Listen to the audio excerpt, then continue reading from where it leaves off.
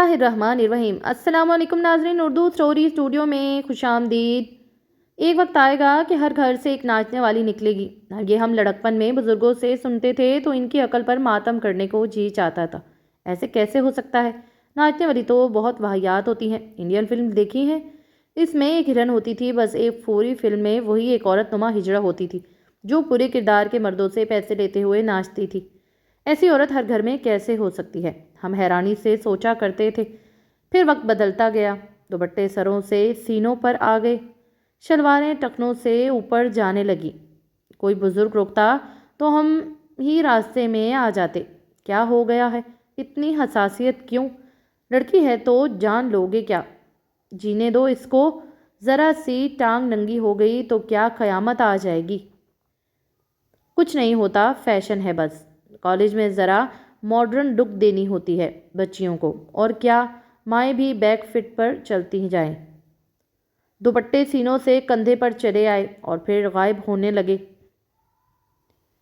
Fashion है fashion. ये जो फैशन होता है ना, ये एक्सेप्टेंस का कल्चर होता है, बल्कि कल्चर से ज़्यादा स्ट्रॉन्ग कोई चीज़, जैसे जिसे सुनकर देने वाली कोई दवा।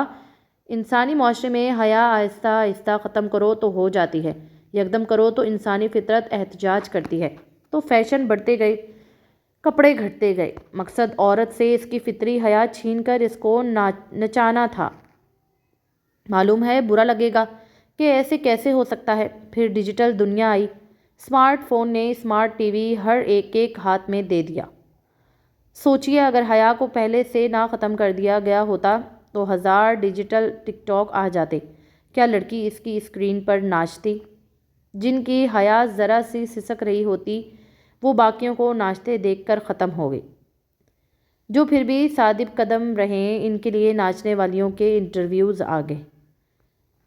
1 करोड़, 2, 8, 10, 50 करोड़ कमाने वाले इंटरव्यूज़ ने रही सही कसर निकाल दी। फाके करने वाली की बात छोड़ दें, वो तो जिस्म बेचने को जाए तो अल्लाह का इसका मामला। यहाँ मिडिल क्लास और सफ़ेद पोश तबके की लड़की जब देखती है कि करोड़ों कमाने वाली का हस्बे निस्फ कोई नहीं पूछता तो इसका हौसला बढ़ जाता है। फिर माशरे में ड्रामों से लेकर मगरबी फेम्स की आड़ में महज औरत को रंडी बनाने का काम भी जारी है।